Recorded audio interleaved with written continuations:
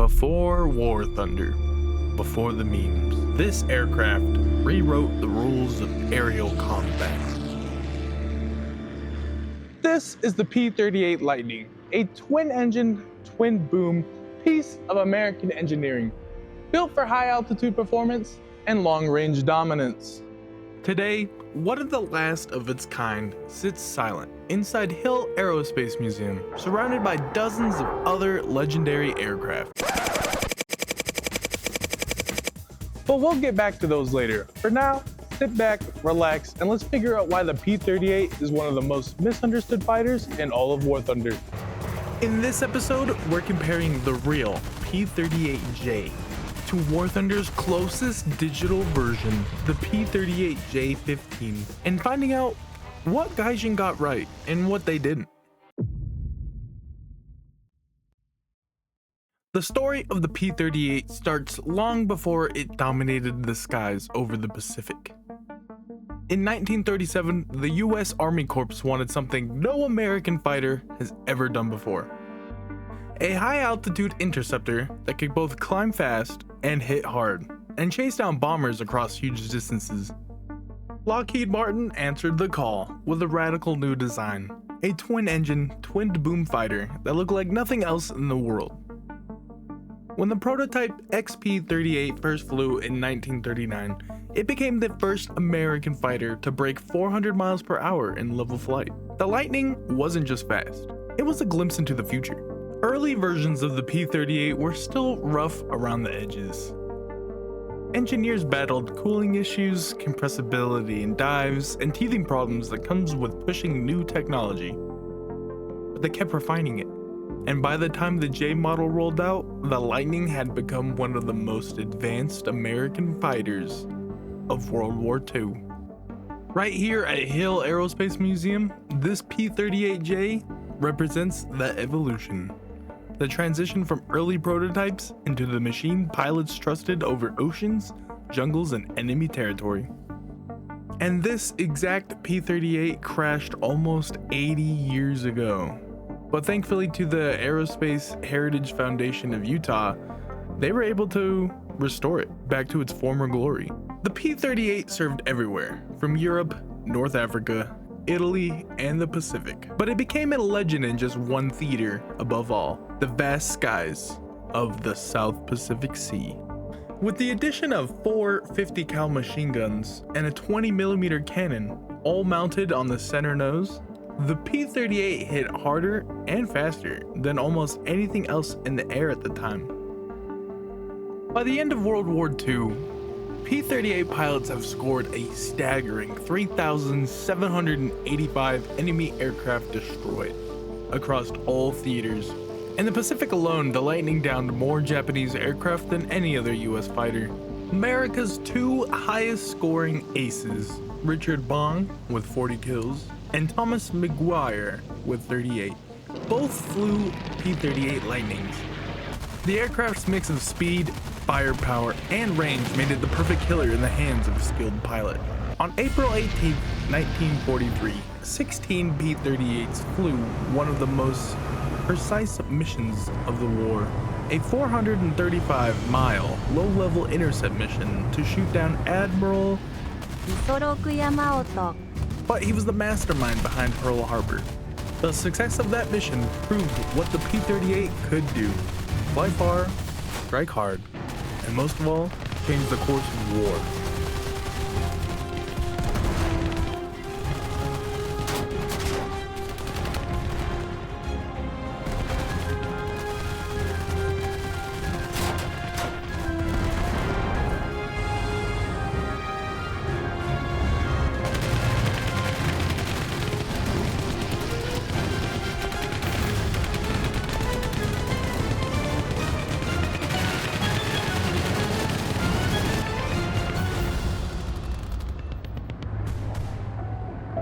When the war ended, the Lightning's time was short.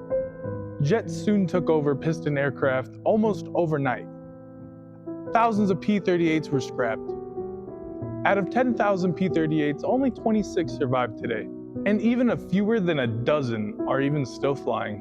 That is what makes this so incredibly rare, not to only be able to play this in the game, but to be standing just a few feet from one of the last surviving P-38s in the entire world. Powered by two 1400 horsepower Allison V1710 engines with massive turbo superchargers stuffed into each boom, the J model could hit around 410 miles per hour at altitude and climb at over 4,000 feet per minute. Insane numbers for a fighter weighing over 7 tons. At low altitude, she wasn't the fastest. But once those turbos kicked in up high, this thing absolutely hauled ass. The P-38's biggest superpower wasn't just speed though, it was range. With drop tanks, a Lightning could fly 1,000 miles or more, making it the US's main long-range escort early on in the war. This is why it dominated the Pacific. Long missions over open ocean, 6 hours in the air, huge distances. For such a big fighter, the Lightning handled surprisingly well. It was stable, smooth, and it could loop or roll cleanly thanks to its powerful elevators. It could also tighten its turns using its combat flaps, letting it outturn any enemy fighter down low.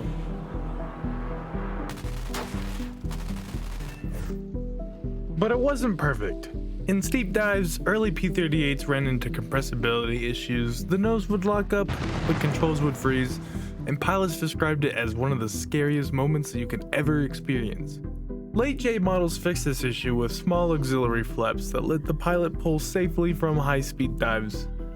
A simple upgrade, but absolutely life-saving. Then there's the firepower.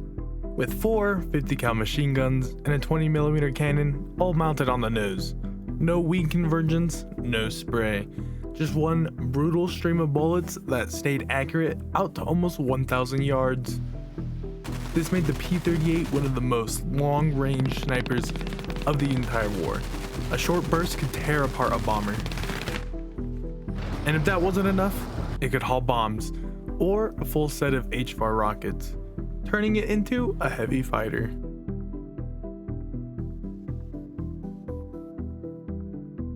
So what made the Lightning so special? Was it the speed? Was it the firepower? No, it was the combination. The twin engines, the high altitude performance, the long range, the cannons fixated on the nose, and the ability to fight and bomb almost anything. In real life, the P-38 was an incredible monster. Now, let's get to the real question.